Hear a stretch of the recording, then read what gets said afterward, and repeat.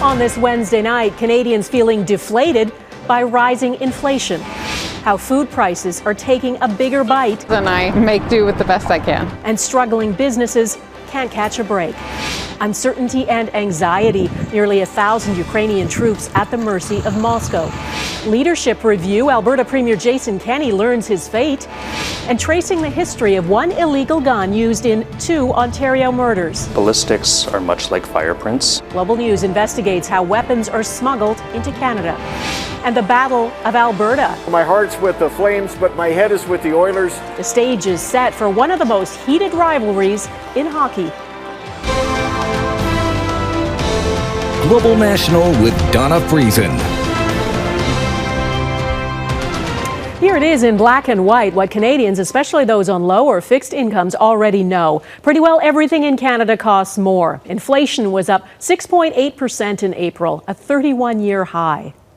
Good evening and thanks for joining us. It's clear your dollar doesn't go as far today as it once did. The reasons are complex and other countries are dealing with high inflation too. Because we exist in a global economy, multiple factors, including Russia's war in Ukraine, are driving up the cost of the things we buy, and Canadians are feeling the pinch. Eric Sorensen has our top story tonight. Steve McCauley was laid low by COVID, and so was his barbecue catering business. And just when things were looking up, inflation has hit like a ton of bricks. Historically, 80 or 90% of my inquiries turned into bookings. This year, it's less than 50%. His quotes have to reflect his costs. More for gas, for equipment, rising wages for staff, and of course, the food he needs to cater. The cost of meat has just gone through the roof, right? I don't know, 20 or 30% increase? It's the one expense no one can escape, the cost of food. Grocery prices are up 9.7% over a year ago. Basics like fresh vegetables, fresh fruit, meats are all up close to 10%. Nearly everything at the grocery store is costing a lot more. Frills or no frills, the financial squeeze is being felt. Everything is going up. It's very, very stressful because we do have kids. We used to spend about $150 a week and now we spend $250 a week. Wow. Yeah. What's happened? First, the post-pandemic recovery gave prices a jolt. Supply shortages added to that. Now the war in Ukraine, a country that is a global provider in energy and food, has caused prices to soar. The Bank of Canada's 2% target inflation rate remained relatively within reach for years, until 2022. Inflation is now more than triple that target rate.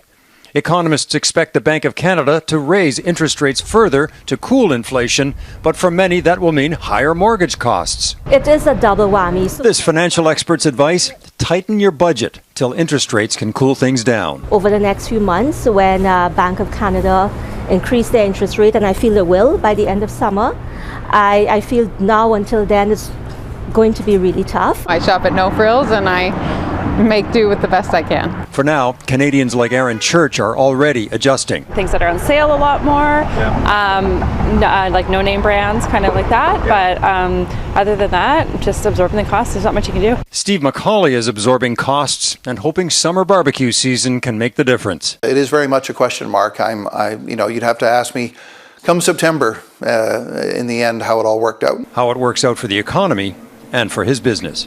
Eric Sorensen, Global News, Toronto. Finland and Sweden have officially applied for membership in NATO, though Turkey is resisting it. In Ukraine, President Volodymyr Zelensky has proposed extending martial law in the country for another 90 days. And if approved, it would be the third extension issued since Russia's invasion on February 24th. As the war drags on, the fate of prisoners of war taken by both Russia and Ukraine hangs in the balance. Redmond Shannon reports.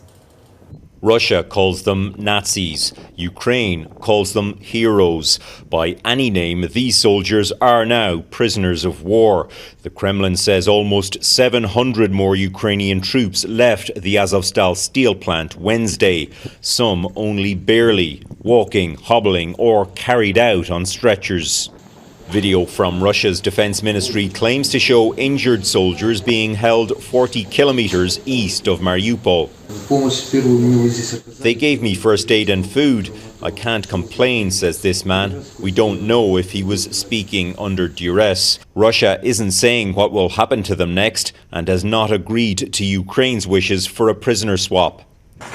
The status of one of the Russian troops being held by Ukraine is clear. Vadim Shishimarin pleaded guilty to murdering a Ukrainian civilian in the first war crimes trial of the conflict.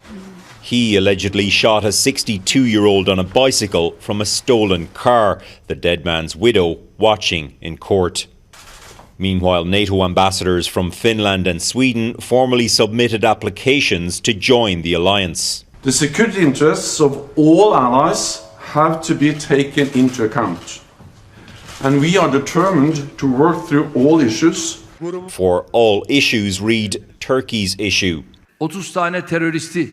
President Erdogan again threatening to block the Nordic nations unless they stop harbouring Kurdish separatists. We have also legitimate security concerns that they have been supporting terrorist organizations. US President Joe Biden says he thinks a deal will be hammered out. I'm not going to Turkey, but I think we're going to be okay. Biden has also suggested the US will follow the UK in guaranteeing the security of Finland and Sweden while their applications are being considered. Redmond Shannon, Global News, London.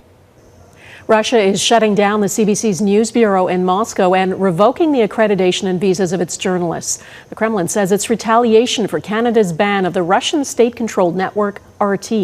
A Russian Foreign Ministry spokesperson said, "With regret, we continue to note outright attacks on the Russian media from countries of the so-called collective West."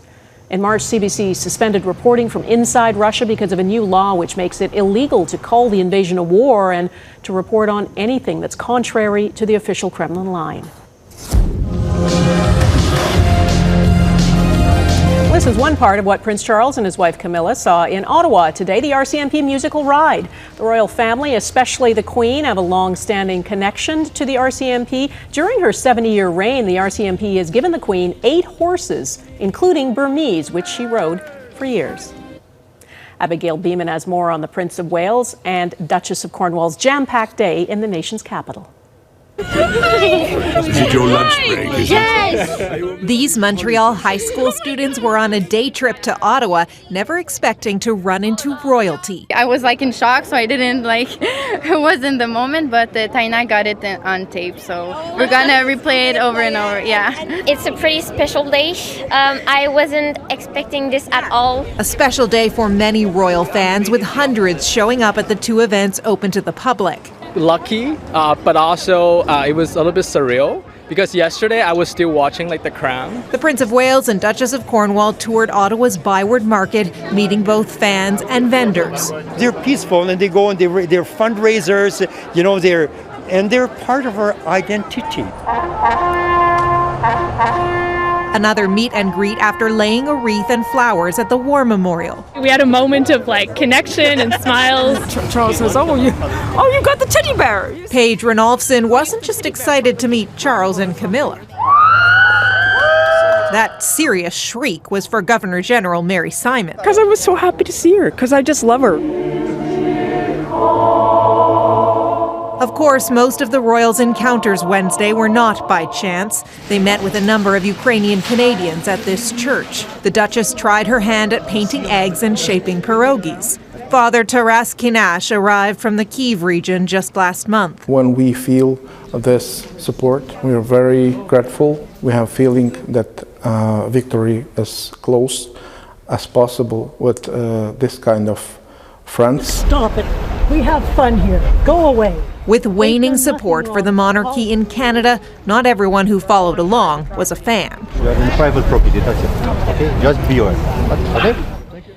The final event Wednesday is the Platinum Jubilee reception here at Rideau Hall, marking the Queen's 70 years on the throne. Invited guests include Indigenous leaders, military members, politicians, and a variety of Canadians focused on serving their communities. The final leg of the royal tour is Thursday, when their Royal Highnesses visit the Northwest Territories. Donna? Abigail Bimman at Rideau Hall tonight. Thanks. A First Nation in eastern Alberta is piecing together its past after discovering unmarked graves near the site of a former residential school. Saddle Lake Cree Nation unearthed what they believe are the partial remains of several children who attended Blue Quills Indian Residential School. It's feared there could be many more. Kim Smith reports, and a warning, some of the details are disturbing. For myself, I was shocked Looking back, Eric Large says he simply didn't know what to do. Large is a residential school survivor. In 2017, he was doing work excavating new grave sites at his community cemetery when he uncovered unexpected human remains. I came across some small bones. I couldn't tell what they were. I mean, from what parts of the body. For almost 20 years, since around 2004, members of the Saddle Lake Cree Nation northeast of Edmonton have been making similar discoveries. Community members say they are believed to be children found near the former Blue Quills residential school site. It can be safely stated that in our community of 12,000 people, each family has had 4 to 5 children who went missing from this institution. Try to find a way to block it out of my mind. Saddle Lake Council member Jason Whiskey Jack says he's also accidentally found remains over the years. None of the graves had markings of any sort, such as cross or headstones. All of the skeleton remains were the size of young children. Last year, the Saddle Lake Cree Nation formed an Indigenous-led society to investigate the possible burial sites and mass graves. Catholic Church records obtained by the group showed 212 children died at the school, which operated until 1931. A lot of us have family members that we didn't even know died in this institution, and our families never told us. The First Nation is now asking community members to come forward to do family tree mapping, hoping to identify the children. It's also hoping for funding support of ground-penetrating radar. I don't think there's any need for us to be hitting anymore. The pain caused by a dark chapter of Canada's past now being confronted by another community. Kim Smith, Global News, Edmonton. There is support available for survivors of residential schools and their families. The number is toll-free. It's available 24 hours a day, 1-800-721-0066. The future of Alberta's premier hangs in the balance. Coming up, the leadership review ballots are being counted.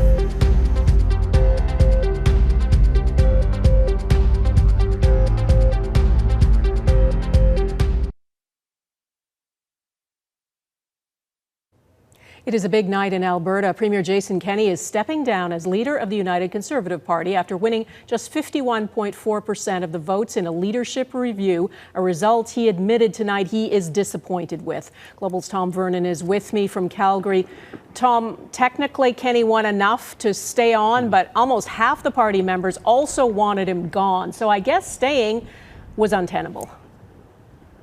Yeah, we knew the party, it was going to be a close vote, but this was essentially a 50-50 split, 51.4 to 48.6%. Now, we'd heard a lot of discontent with the Premier's leadership over the last 18 months or so, first from the grassroots and then from a number of caucus members. And Premier Kenney told supporters in the room that, look, I was expecting more than this and it is not enough to carry on as leader. There was the sound of shock and disappointment from his supporters in the room because of this. Now, obviously, Premier Jason Kenney knew facing caucus during a meeting tomorrow with only 50% of support in the party would have meant a tough conversation with members like Brian Jean and others who have said it is time for you to go and to find a new leader for this party. He's obviously languishing in the polls here with his popularity rating, and the party itself is behind the opposition NDP as well. So it launches a leadership contest here in Alberta for the UCP ahead of an election 1 year away.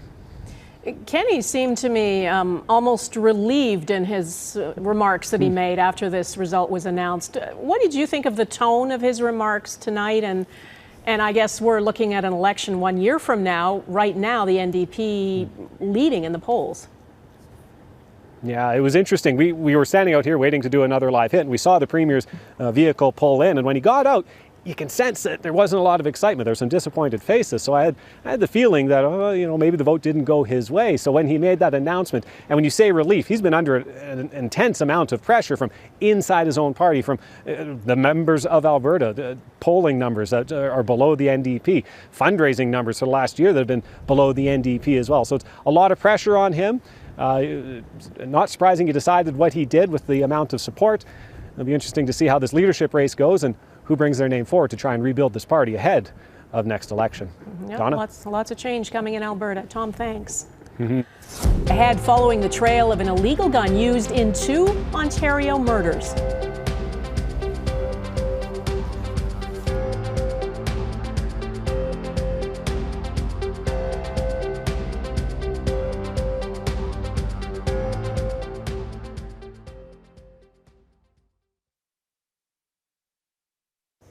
Gun violence is on the rise in Canada. Homicides involving a firearm were up 91% between 2013 and 2020. Last year, there were 277 fatal shootings, and a handgun was associated with nearly half of them. Tonight, Tracy Tong has part one of a Global News investigation following the path of one handgun used in 2 Ontario murders. We came into possession of this gun in 2017. This handgun has been in a police evidence locker for more than 5 years.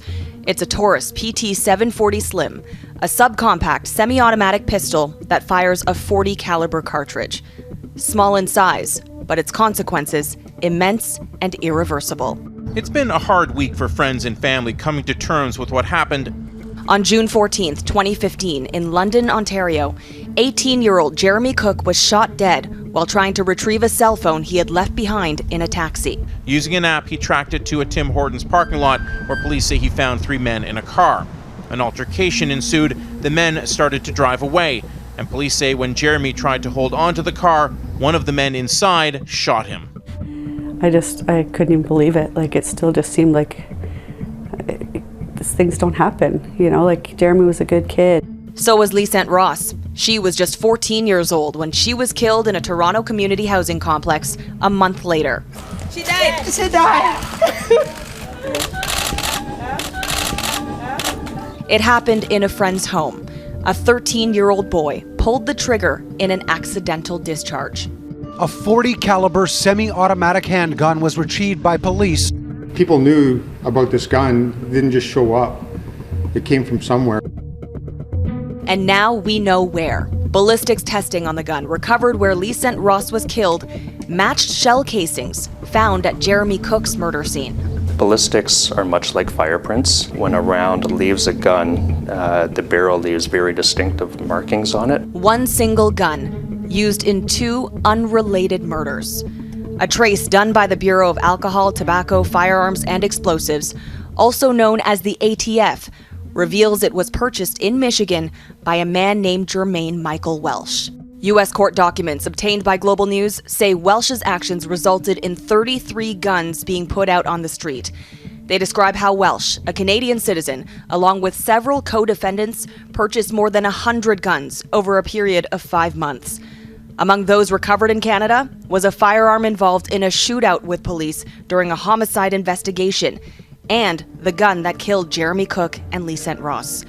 According to the ATF report, that gun was purchased from a licensed dealer 385 days before it was taken off the streets. That person is responsible for those 2 deaths, just like the person who pulled the trigger, as far as I'm concerned, because they purchased that firearm knowing that they were giving it to someone who was going to smuggle it across the border. Well, here is where it all started, in Taylor, Michigan, about 20 minutes outside of Detroit. We now know that the Taurus PT-740 Slim was purchased on June 20th, 2014, at a gun show at the Gibraltar Trade Center. That building has since been demolished. But in a country where citizens have the right to keep and bear arms, you don't have to look far. There are gun shows every weekend in Michigan, and about 4,000 licensed firearms dealers scattered throughout the state. And getting your hands on a gun, even as a Canadian, isn't that hard, if you're willing to lie. Tracy Tong, Global News. It's known as lying and buying. Tomorrow in part 2, Tracy explains how easily guns end up in Canada. And you can read more about the story online at globalnews.ca/globalnational. Oilers versus Flames next, a playoff matchup fueling the fire between fans.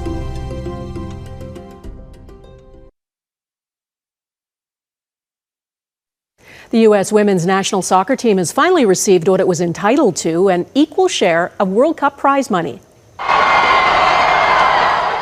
The U.S. women's team, World Cup champions, have struck a deal with the U.S. Soccer Federation to eliminate a long-standing pay gap. That means prize money for playing in a FIFA World Cup will be pooled and divided equally among the men's and women's teams.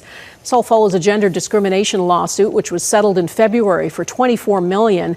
The men earned much larger bonuses for qualifying for the World Cup, even though they never won the tournament. The women's national team has won 4 times. Another battle is brewing. This one 3 decades in the making. The Calgary Flames and the Edmonton Oilers are set to reignite one of the most fierce NHL rivalries. It is the second round of the playoffs, and Blake Law is in Calgary for Game 1 of this showdown. Blake?